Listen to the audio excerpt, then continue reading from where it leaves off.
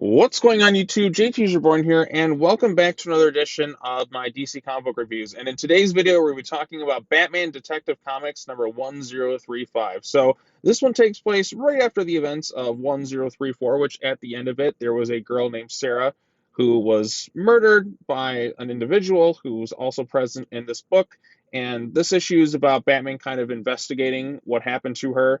We have this guy named Mr. Worth who's on the cover. Looks like he's going to fight Batman. Kind of resembles the Penguin, but taller and a mustache.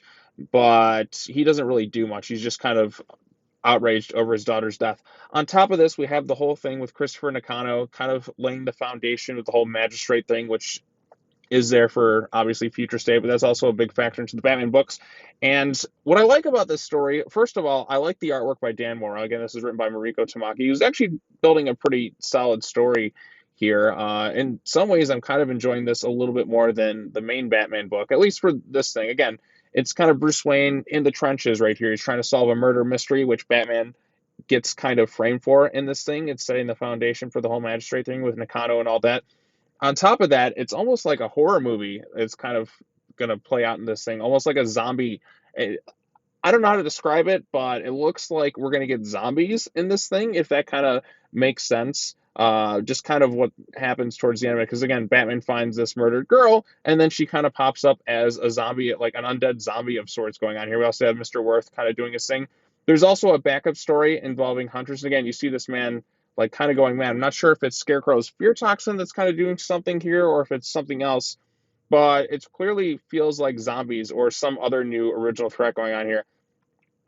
Huntress also kind of makes a brief appearance in this thing on one page, but she's in the backup thing a lot. So I have a feeling like eventually she's going to become like one of the main focal points in this book at some point, which is good. I think it's cool to get some stuff with Helena Bertinelli.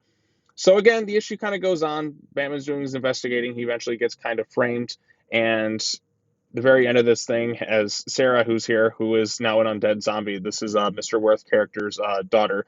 So yeah, that's overall the main storyline.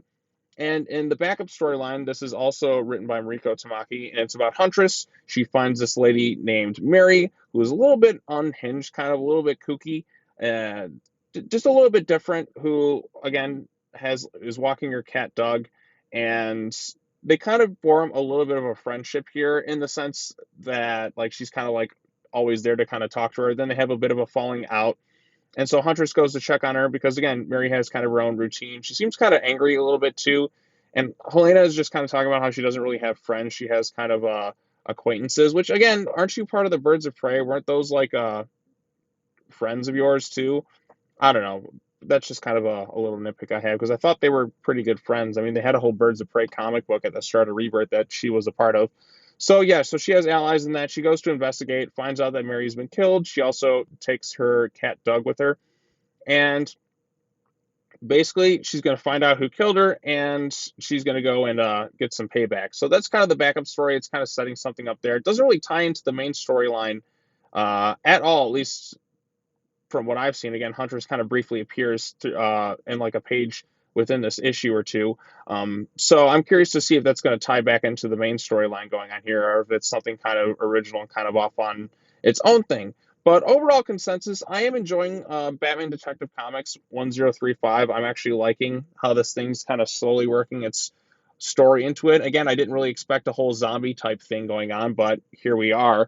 And it's not focusing on any of the big main Batman villains as of right now. I mean, they're kind of focusing on some smaller, more personal stuff, which I like. If you're That's one of the things I liked about Tomasi's Detective Comics book, is it was just kind of Batman doing little side missions, almost just kind of little detective storylines. And again, we're kind of pulling something that here, again, it's Batman Detective Comics. You do want to see some detective work. So I'm liking that aspect to it. I like how it's kind of a smaller story that kind of is in some ways connected to the whole magistrate thing. That's kind of a background thing with Christopher Nakano and all that. So overall consensus, this is a pretty good one. I think it's worth checking out. The Huntress backup storyline was all right. Nothing truly like mind-blowing or anything like that, but I think it did its job just fine. The artwork by Dan Moore, of course, is really, really good. I wasn't a huge fan of Future State, but I love Dan Mora's artwork, and I especially love what he's doing with Detective Comics. I think it's doing quite wonders. Again, the shadows, like the angles and everything going on here. It really adds to the atmosphere of the book overall. And the Huntress backup story, the artwork is different, but I think it works just fine too. So not as quite as good as the Mortal artwork, but I think it's good enough. And I am curious to see where we're going to go with this thing. If we're going to have zombies factoring into this thing at all, so that should be fun to talk about. So yeah, all right. I think that's all I got to say about this thing. Overall, a pretty solid Detective Comics issue. So if you read this thing or if you have any thoughts on it, let me know in the comment section down below. Be sure to like this video, share with your friends, subscribe to the YouTube channel for more content. And as always, thank you all so much for watching this. Take care now. Bye-bye then, and I will see you all in the next video. Peace.